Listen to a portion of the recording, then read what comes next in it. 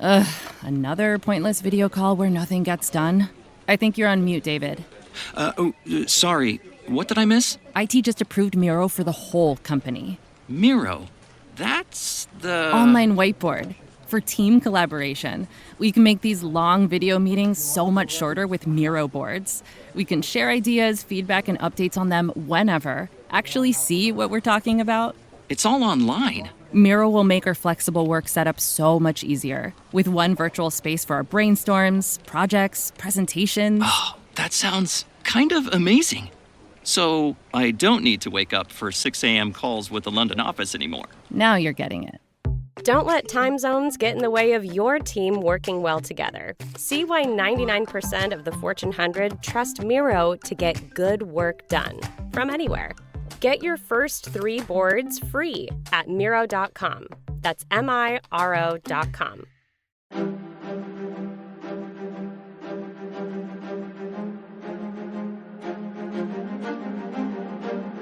Hello, and thank you for listening to the History of World War II podcast, episode 277, an interview with Melissa Amateis about her book, Nebraska POW Camps, A History of World War II Prisoners in the Heartland. The author of numerous articles, ranging from women war correspondents to war dogs to how the U.S. War Department used a loophole to expose POWs to Democratic propaganda. Melissa, thank you very much for being with us today. Thank you so much for having me. This is a wonderful opportunity. Excellent. I'm so glad that you're here because, one, I've reached a point in the storyline where the United States is into the war, and so obviously access POWs will be coming up. But mostly, as much as I've read about World War II, I haven't taken the time to learn about how the war affected those who stayed behind in America. And your book was a wonderful window into that world in terms of POW camps and how the locals were affected. But before we jump in, if you could just take a moment and tell us a little bit about yourself and how this book came about. Sure. I actually went to graduate school at the University of Nebraska-Lincoln. I started my program in 2002, and I actually was focusing on an entirely different subject. I was going to do women of the American Revolution and French Revolutions. I was going to do comparative research. Right. And my advisor at the time said, well, you're going to have to learn the French language to really do research. Ooh. And I had a 2-year-old home at the time. And Right. I thought, that's not going to happen. Oui. So I had always been interested in World War II. And when I was in undergraduate school, I worked one of my summer jobs was at Fort Robinson in northwest Nebraska, which has been a fixture on the Great Plains for years and years. And they had a POW camp there. Oh. So I switched gears and decided to do my dissertation on that, and got a new advisor, a very wonderful Holocaust historian who took me on. Mm-hmm. And I focused on that, the intellectual diversion program at Fort Robinson, which was and which we'll talk about later, the U.S. military's re-education program.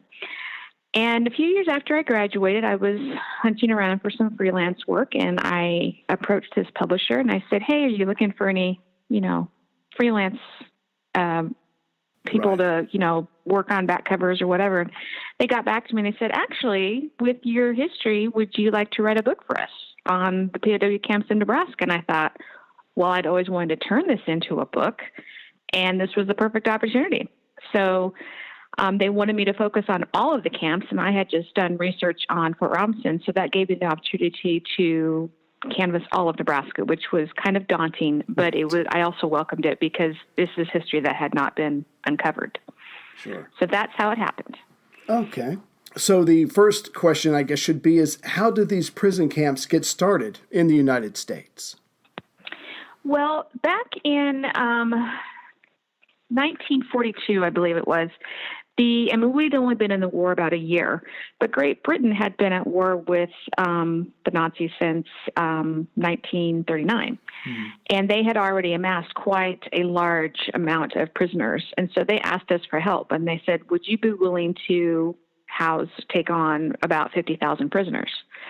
And we were like, well, yeah, we can probably do that. But it kind of snowballed, and we ended up having around 425,000 access POWs here in the United States. Wow. So it went from 50,000 to 425,000. And so that was, but they just couldn't hold all of them, so we agreed to help. That makes sense. Obviously, yes. America is a lot larger than the UK, but so I do have to ask the follow-up question is how or what was the response of the American people to all of this? Well, I mean, I think there was trepidation at first, of course. In some of my research, even in Nebraska, I found that when they wanted to put a prisoner of war camp near a community, people were very upset at this and didn't want it to happen. Nationally, on the national level, once the camps were, once the prisoners arrived and the Americans saw that they were being treated really well, they got very upset. They started calling them the Fritz Ritz, after the Ritz Hotel, where they thought they were getting really classy treatment. And there were some incidents where people who had loved ones in the service or who had been killed or something would go up to the fences of these camps and just, yell at the prisoners who were outside because they thought you are over here in this nice, safe environment while my boy or my husband is over there fighting in this horrible war and you're getting pampered while he might, he's suffering all these horrible things. So this actually became so pronounced that the government decided to launch an investigation, and they looked into whether or not the prisoners were being pampered. And the conclusion was that no, they were not. Instead, we were just treating them humanely, right. And we were following the Geneva Convention.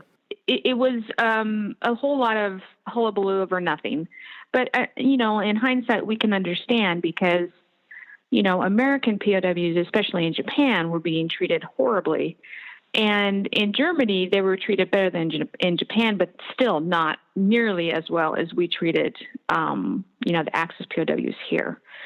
So it was understandable how they felt. And also, I'm sure it was very disconcerting to have, the enemy here in America and, right, next door pretty much in some areas. I mean, there was these POW camps are sometimes built where you could see, I have photos where there's farms just right on the outskirts. So, it became a very intimate part of many Americans' lives.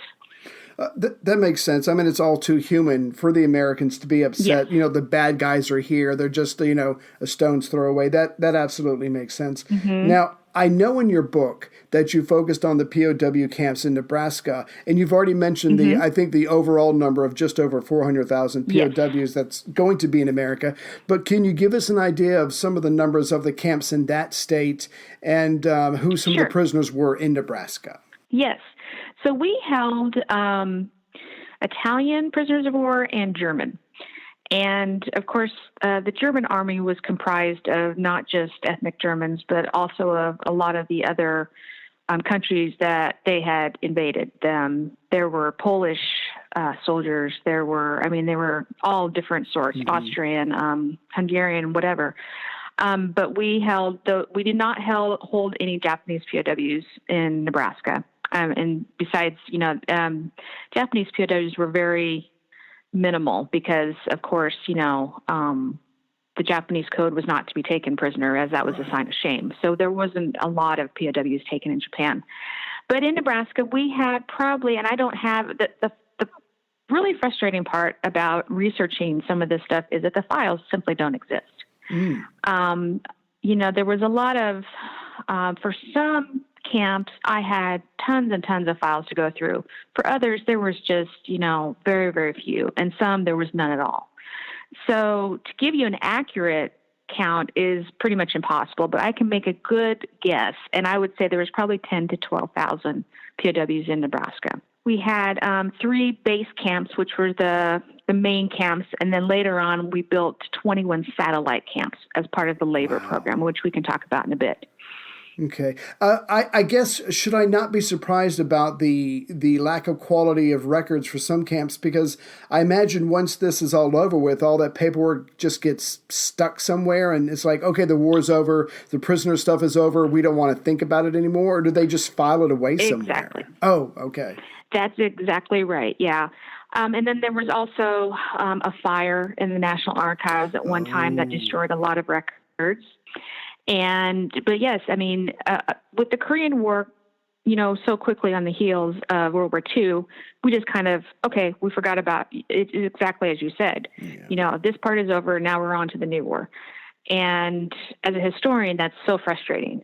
Because I'm like, well, this was a really significant event in American history. But, when you've lived during that time and you don't typically have that perspective of, I need to save all these files.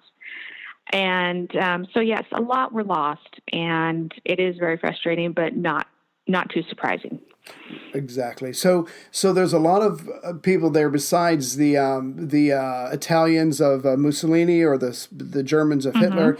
But I was out of all the different parts of your books that I enjoyed very much, I was a little surprised that the U.S. officials didn't bother to learn about some of their POWs' nationality, or whether they were strong Nazi members or just someone who may have been conscripted. You would think that the American authorities would want to know that, but I guess a POW is a POW? Yes, that's pretty much it.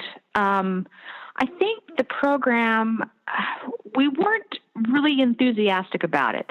Right. So we didn't put a lot of thought into it. And, we had thoughts of re-educating them as early as 1943, and that was put on the shelf because we thought, well, it's not going to work. Right. And, I think they knew that the Nazism might be a problem in the camps, but they, I don't think they really thought all of this through enough. And it was kind of a trial by fire. You learn as you go. And so as things continued to happen in the camps with the Nazism and the clashes between nationalities and things, then it came to a head. And again, it happened because it became national news.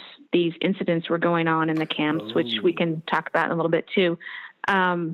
So yeah, it just, and I don't know that we really distinguished between a German and a Nazi. In the propaganda of the time, it was all, every German was a Nazi, and that we didn't just make a difference between the two. But, reality is a lot more nuanced than that. There was lots of different ideologies going on. There were some that were conscripted against their will. There were some that were very, very ardent supporters of Hitler. There were some that were like, well, I'm fighting for my fatherland. I'm fighting for my country. And they didn't really have a stake in things. So when you put all of that together, it created quite a powder keg. Yeah. Yeah, I got the sense from your book that one, and I mean this with all due respect to the authorities at the time, but one, they were figuring it out as they went along. Maybe the Americans, I don't know if they were being naive or whatever, but they just figured they could throw them all into camp, and all that mattered was that they stayed in the camp. But there was a lot of internal division that I guess they just weren't anticipating. I do want to, I'm sorry, did you want to follow up with that? Well, I did want to say one thing, and that I think sometimes, well, a lot of the times, now the prisoners could and did elect spokesmen for them, for them, and they were usually Nazis, and the camp commanders didn't mind this because it meant that things would be kept orderly and there wouldn't be any disturbances and things. And so they were just kind of like, okay, we know this guy is, really pro-Hitler and a Nazi, but he's keeping things in check around here and not giving us any issues. So we're just kind of sweep this under the rug and not really worry about it, which again backfired on them. But so I think they were aware of what was going on, but they're like, hey, this is their military and we're just guarding them. We're not trying to change hearts and minds. That didn't come until later. I guess that makes sense. If you're the one that's in charge of the camp, your number one priority is no trouble, no drama. As long as whatever it takes to keep the camp calm, that's what I get paid for. And let's face it, the Yes. camp commanders don't want to get in trouble with the authorities either. So I guess it worked out. Exactly. Yeah. Yes. Yeah. If we could just deviate for a second, because even though this was a small part of your book, I thoroughly enjoyed it because just as we're trying to learn how to deal with these prisoners, they've got to come over here and they get to see firsthand things about America, which their government was obviously, telling them lies about. If you could just for a moment describe the reactions of some of the prisoners as they head inland from places like New York and Virginia after they get off whatever ship, and then they have to be loaded onto trains or trucks and moved inland. Well, they were astonished that, the skyscrapers in New York were still standing. Right. That because, the propaganda had been telling them, oh, we've leveled American cities and things. And it's like, no, you haven't touched us. And they were also just astonished at how big the United States was. One of the prisoners who was held at Fort Robinson, when he came over and he got on the train, he thought, well, in case I need to escape and figure out my path back to the coast, I'm going to write down every town we go through. Oh, well, he had a humongous list of towns by the time that they made it to Crawford, Nebraska. And he didn't even bother attempting to escape because, he was right in the middle of this huge country, and getting to the coast was, going to be virtually impossible. So he didn't even bother to try. So they were just astonished at how large the country was. And I think it gave them a lot of pause about, well, we were told this, but here's the reality right before our eyes. What do we believe? And I hope, and I don't have any firsthand knowledge of this, but I hope it opened up some of their eyes to thinking, hey, maybe what we've been hearing for all these years is not correct. Right. If they lied about that, maybe the government has lied about other things, and start thinking for yourself. Yes, that would obviously be a plus for the Americans to have them understand what they're dealing with. So these prisoners come. For them, the war is over, but I still imagine they get to the camps and there's a period of anxiety. There's an adjustment going on, and and after the POWs calm down, they do have daily routines, or they're given daily routines. So like you were saying earlier, the camps aren't that bad. Could you give us an idea of their conditions? Oh, they were, it was idyllic compared to, being in war. When they got here, they were issued, they basically had all the comforts of home. They were well fed. They had clean clothes to wear, showers, a nice comfy bed. And they even had a canteen where they could buy sweets and soda pop and crackers. Wow. And they could even buy paper, pens, toothpaste, tobacco, razor blades, all these types of things. And they had unlimited, cold and hot water. You wouldn't get that out in the field. So I've seen a lot of photos of captured POWs, and they're just grinning from ear to ear. Now, maybe they're just hamming it up for the cameras, but I like to think that they're like, well, hey, I'm getting out of here and going to a nice, comfy place. Right. And they really did, which is why a lot of, Americans were like, oh, they're pampering the prisoners. But no, it was just, as I said, we were treating them humanely. And they had so many activities that they could do. They had, at Fort Robinson, they had a wood shop where they could make things. They did art. In fact, a very small collector, there's a lot of collectors that really like POW camp art. So this is art that is created by prisoners of war. Oh. And they are on, there's some museums here in Nebraska that have a lot of displays of those. And so, they had a library. They could take classes.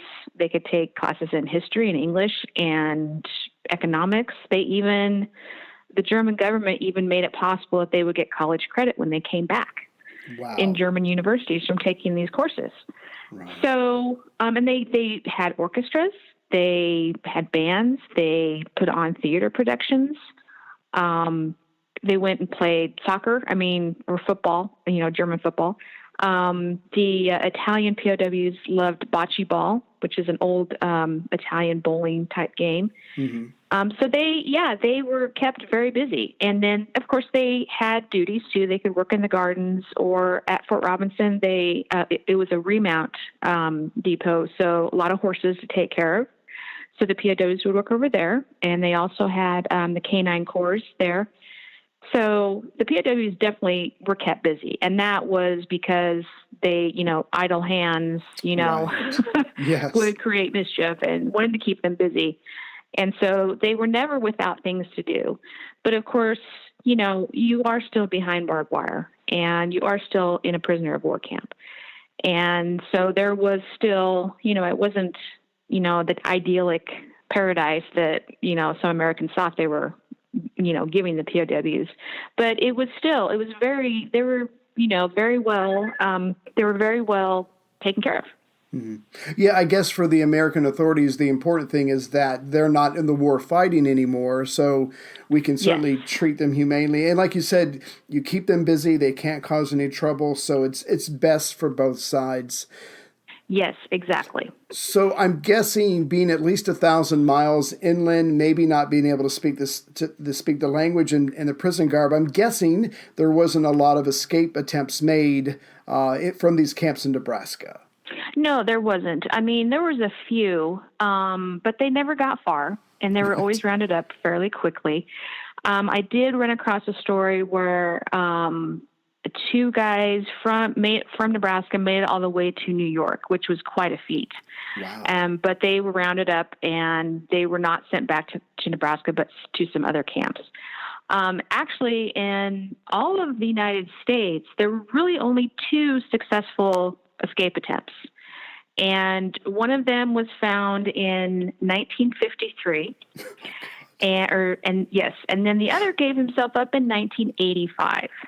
Oh my God. So when you consider that there was over 428,000 POWs kept here and only 2 successfully escaped, that's a pretty astounding record. Yes. So, I think, like I said, that a lot of that went into the things as, we're in the United States. It's not easy to get back to the coast. Right. And why would you want to leave when you have plenty of food to eat and things to do, and you're, safe and comfortable from the war? So the one part of your book that I very much enjoyed, because again, this was a glimpse into the heartland of America during the war, if you could tell us about some of the interactions between the POWs and the locals, because it's not just the locals at the fence screaming at the prisoners. There was actually, right, I guess, opportunities for them to leave the camps. Oh, yes. In the fall of 1943, the labor program got underway with the POW camps. And it's because we had all these men off fighting, and there was a huge labor shortage in the United States, and especially when it came to farming. So we decided that we had this free labor right here that we could use. And so they set up these, all these terms and of how a farmer would have to apply to get POWs to come work on his farm and things like that. And at first, when they started going out, and that's why they built all these different satellite camps from these base camps, so they would be closer to the agricultural needs. So, like, for example, the camp at Scottsbluff, which is in the Panhandle of Nebraska, one of their satellite branches was Bridgeport, which is my hometown. And my grandfather, who was an Italian, would drive the pickup into town, and the POWs were held at the fairgrounds in Bridgeport. And he'd pick up some POWs and then drive them back to the farm. And they all spoke Italian to each other. Wow. And it was like this all over Nebraska, not only for the Italians, which the Italians were only kept in Scottsbluff, but the Germans, because there's a large German population here in Nebraska. So a lot of people would, get the German POWs, and they would be able to talk and converse in German. And I think, they had a shared culture and a shared language. And at the beginning, I think there was some trepidation, the enemy's going to be out working on my farm or whatever. And so they would usually, be under heavy guard for a bit. But then regulations tended to relax. And there is one of my favorite stories is there's from the Fort Robinson POW camp is the POWs were all in the pickup getting ready to go out, and they had to help the sergeant into the truck. So the sergeant handed the POWs his gun, and they hoisted him up into the truck and then gave him his gun back. That's And nice. I mean, that's just kind of indicative of they weren't going anywhere. They weren't, it was just a very easy relationship between everybody. There other stories I've heard is, the guard is out sleeping somewhere while the POWs work. So they knew they weren't going anywhere, Right. and they didn't want to. And then a lot of farm families, there were some regulations that said you can't feed or talk to the POWs. You can't have them in your home or whatever. And I got a letter from a woman who said, my mother, invited them in for lunch every day and fed them. And we'd just sit around the table and talk. Wow. So and then of course, when they put on theater productions, they invited the townspeople. Mm-hmm. Or if they had band concerts. And then townspeople would also donate things to the camps, board games, books, magazines, instruments, things like that. So there was this really easy relationship between, once they got over that fear and they realized, hey, these are not the fanatical, horrible, people that the propaganda posters have been warning us about and the films and all that, then they realized they're just human beings. And like I said, there were, of course, the Nazism was still prevalent, but for a lot of these German soldiers, it was not, they didn't really talk about that much. It was not a big deal to them, but which it was later on in the camps though. I imagine a lot of that goes back to the way they were treated in the camp. No matter what your government tells you, once you're in the camp, you've got it pretty good. You've got amenities, you've got stuff like that. And so if they had been treated a lot harsher, I imagine escape attempts or maybe hurting a local might have been more common. But just, I guess, the way they were treated, they returned that decent treatment in kind. And like you said, they could speak the same language, so share things. Yes, yeah. That's absolutely right. And it amazes me that even years later, some of them came back. They came back to America to live. Oh, my goodness. And to me, I mean, that's just not something, or they came back for reunions. Right. Fort Robinson, like in the 80s, had a reunion, and these German POWs, they came back with their wives and their kids, and they went and toured the grounds and said, oh, yeah, I went and did that over there or whatever. And they were happy to be back.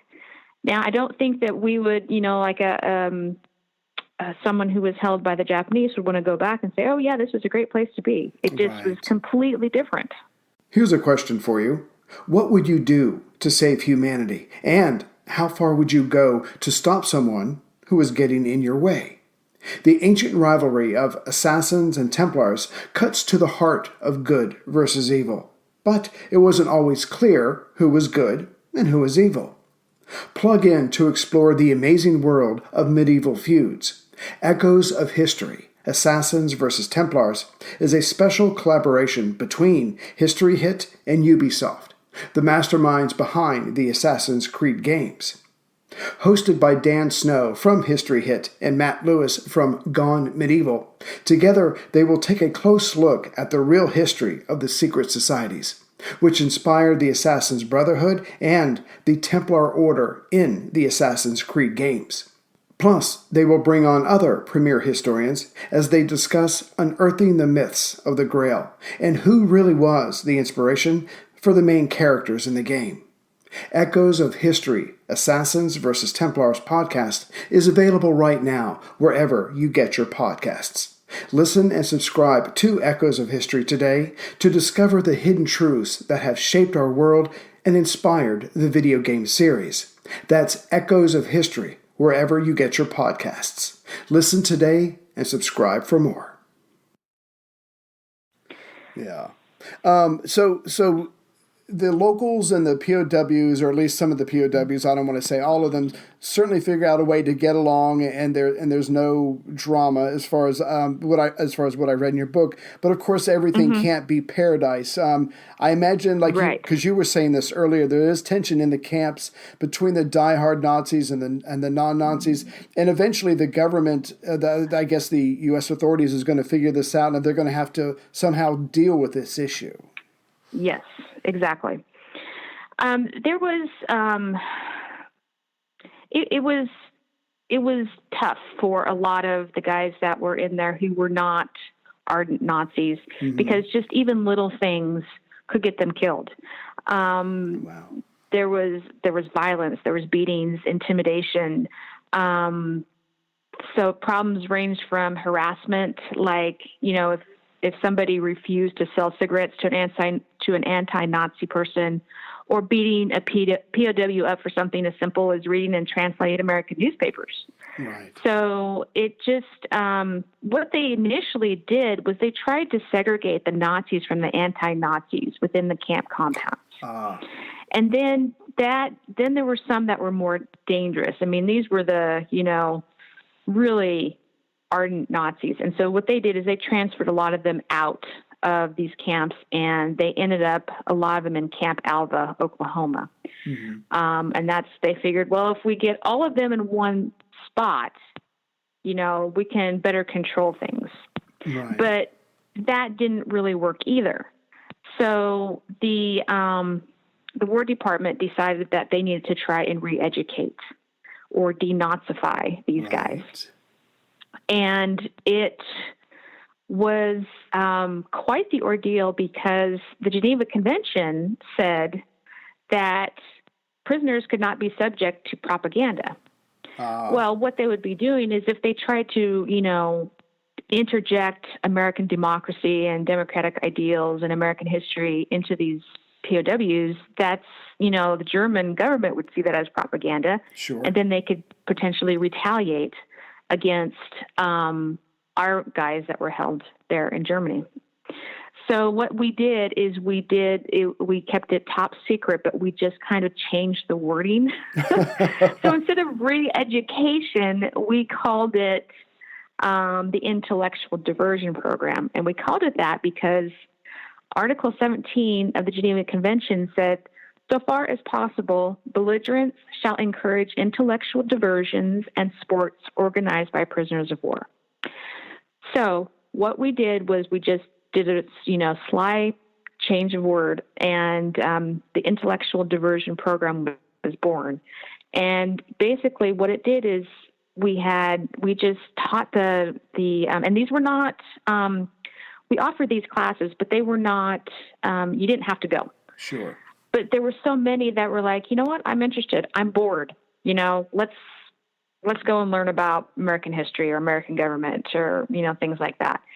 And it really started to make a difference. There was Wolfgang Dorschel was his name. He became the camp spokesman at Fort Robinson after the other one, who was a very rabid Nazi, after he was sent away. And he organized a pro-democracy group where you could get together and discuss these ideas of democracy, which, if you had tried to do that, if a Nazi was in control of the camp, you could, potentially lose your life. Right. So he really became a proponent of this program, and he went to Mount Rushmore, and there's a picture of him, which I was unfortunately not able to include in the book, but he's standing in front of Mount Rushmore, and he's saying, this is, the face of democracy.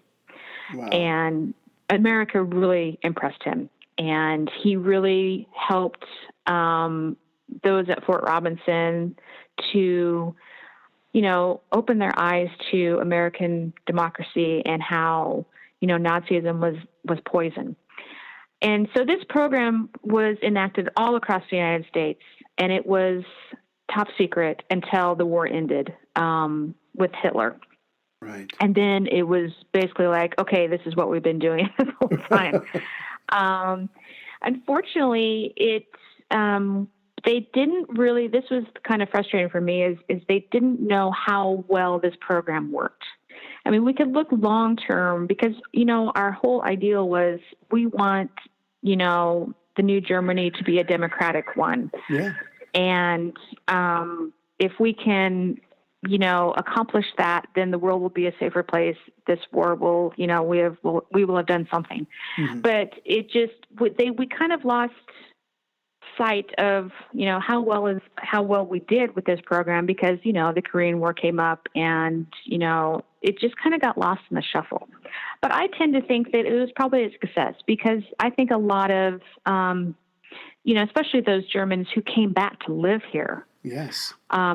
Recognized what an amazing opportunity this country gave them and, in the future for their kids or families, whatever. I mean, they all had to go back after the war. And then if they wanted to return, they had to find, somebody to sponsor them. So a lot of times it was a farmer they had worked for or somebody who had owned a business that knew them, who could vouch for them and say, yes, I'll sponsor him while he's here. And then they stayed and, became citizens.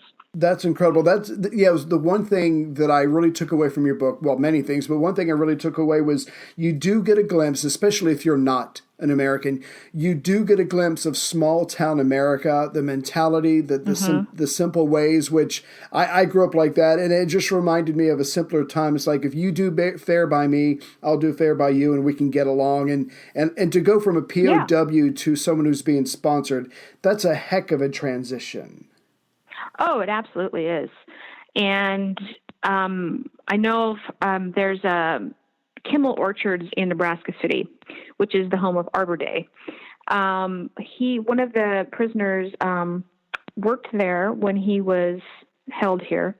And then when he came back, he was sponsored by the owner of the Kimmel Orchard, and he went back to work for him, became the manager, and then he eventually bought the whole place. Right. So there's this German POW, who had this, he came here to work as a prisoner, and then he comes back and buys the place where he works at and lives for the rest of his life. And I mean, to me, that was just an extraordinary story. I'm like, that just wouldn't have happened with, one of our boys going back to Germany and saying, well, I'm going to buy this place because I had such a great time living in this POW camp. Oh my God. Now, after the war, when they went back home, there was a lot of deprivation. Sure. Germany was just severely hurting, and they would write letters back to people they had known in these small towns or, the pastors or ministers at the camps and ask for food and things like that. And the people responded and sent them care packages and things. Wow. So I think it was just an amazing achievement overall, that an amazing experience that both sides got to see that, this is not the enemy that we were led to believe. Right. They're just human beings with, different thinking, obviously. And, there were some Nazis that never changed. Sure. They, remained Nazis the rest of their lives, but a lot of them, were not. And they came to embrace American democracy and its ideals. I have to ask, and I'm going off memory here from your book, so bear with me, but if I remember correctly, the POW, the officers, were not required. Was it they weren't required to do labor or take classes? I'm trying to remember. No. Okay. No, they were not required. No. It was an incentive. Actually, they were paid, not the officers, but just the regular men were paid in canteen coupons. So they made 80 cents a day in canteen coupons, which they could use to buy magazines or, treats or pop or whatever. Mm-hmm. And then they could also have that money stored up and saved. And then when they left, they could, get that money. Wow. So they didn't work for free, but I think a lot of them wanted to work because otherwise you just stay behind barbed wire all day. Yeah. And yes, you may have had plenty to do, but, after a while, here was this opportunity to go out and see this, new land and do some work. And so a lot of them did choose to do that. Gotcha. And again, I'm going off memory. as far as getting around the Geneva Convention, the very brilliant, subtle changing of the words of what their program was, and I apologize, but did Eleanor Roosevelt have something to do with that, or am I getting my books mixed up? No, I think I actually found out later in my research that they're not completely sure that Eleanor Roosevelt spoke to FDR about getting this program started, but it was in, the whole, the battle between the Nazis and the anti-Nazis did become something of a, national, we got to do something about this. Right. There was magazine articles and things like that. But yeah, it's always where it was such a big deal. And then it's like, we promptly forgot about it, a few years later, which is just kind of amazing to me. But, that's what happens with history is we just, kind of move on. And that's the great thing about being a historian is you can, keep it alive and educate people. And one of the best things about going out and speaking to groups of people is that I always have people come up to me and say, I remember when the German POWs came and worked on my farm, or I remember my dad going to pick them up, or I remember one of them gave me a piece of candy one day. They remember these so well. Because it was, I can imagine being a child, and all of a sudden there's these German prisoners of war working on your farm, that would definitely stick out in your memory. So, some of the images, memories that I have from your book is, and I'm probably getting them all confused, but there's like POWs sitting at someone's kitchen table sharing a meal when they're not supposed to be there, or listening to the radio. I think they weren't supposed to do that either. I just find that incredible. And not that I do have to ask, based on everything you just said, could you please remind us what the motto is of the state of Nebraska? Well, that has changed. Oh, has it? But we're known for Nebraska, the good life.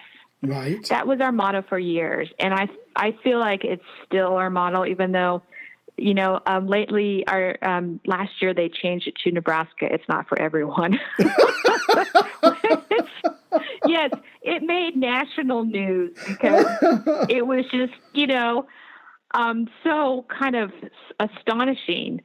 But yeah, for years it was Nebraska, the good life. And I really believe that's why I ended my book with that, because I really believe that the POWs experienced the good life here in Nebraska. And there's, I've lived in Nebraska my entire life. I've traveled a lot. I've been overseas. And there really is something about the Midwest nice. We're just generally nice people here. Not all of us, that's a generalization, but I really do believe that during the war and, with this experience with the POW camps, we really, did a good thing. Right. Yeah, you can absolutely tell from the book that, again, how do you measure this kind of thing? I don't know if there's a way to just sit down and hear some stats, but when people come back, when Germans or Italians come back to the place that held them captive, you probably did a decent job and treated them humanely. Yes. So, yeah. Yes, exactly. And there was one other question. When the book starts out, or early on in the book, you talk about all the paperwork that the farmers had to go through to be able to borrow labor, if you will. Now, again, the American authorities were quite nervous about this. They weren't sure how it's going to turn out. I know there was a lot of paperwork. Do you have an idea, and feel free to speak on that, but do you have an idea of what it took for, if I was a German POW, I went back home, I saw the misery, and I wanted to come back to America. I wonder if the paperwork to come back was equally daunting, or is that what the sponsors were for? I think it was probably daunting, but I also believe that the sponsors made a great deal of difference. Right. It usually took a couple years, and, everything was just a mess over there, of course. So I don't know of any that came back probably, latest, maybe late 1940s. So it took a while, but I think a lot of them probably came back in the early 1950s. I don't really know about, what the paperwork would be like if they'd have to do that. But to me, I'm just amazed that they did it at all. Right. And, I wish I had figures on how many German POWs came back to live in the United States, because it's not a small sum. I mean, Sure. there was quite a few. Wow. Well, I imagine with small town mentality that just having a sponsor, some American willing to stick out their hand and shake someone's hand and go, I vouch for this person, probably would have went a long way. I mean, that's just how small towns operate. Oh, yes. Yeah. Yes, that's exactly right. Yeah. Well, Melissa, thank you very much for your time, and thank you very much for your book. I certainly encourage everyone to check it out. It's Nebraska POW Camps, A History of World War II Prisoners in the Heartland. Melissa, again, just thank you for your time, and thank you for this book. Oh, thank you so much, Ray. I really enjoyed speaking with you. Absolutely. And one last question, where can people follow you at? I know you're on Twitter. I wasn't sure if you were anywhere else. I'm just on Twitter. I do have a Facebook page for the Nebraska POW Camps, which is just, you can search by Nebraska POW Camps. Twitter, I'm at World War II History Gal, WW2 History Gal. Right. And then I do have a website, melissaameteis.com. Excellent. So yeah, everybody, please, for those of you on Twitter, check it out, because there's a lot of interesting things. And I think it's funny that, like you, I myself, a lot of my life is determined by my children and my pets, but I guess that's the way life is, right? It is. Okay. Well, yes, I tweet a lot of photos of my dog and my cat, and how they kind of always interrupt my research and are laying on my books or whatever. Yes. Nebraska But they're life. like family, you know? Exactly. That's right. Exactly. Well, thank you very much again. You're welcome.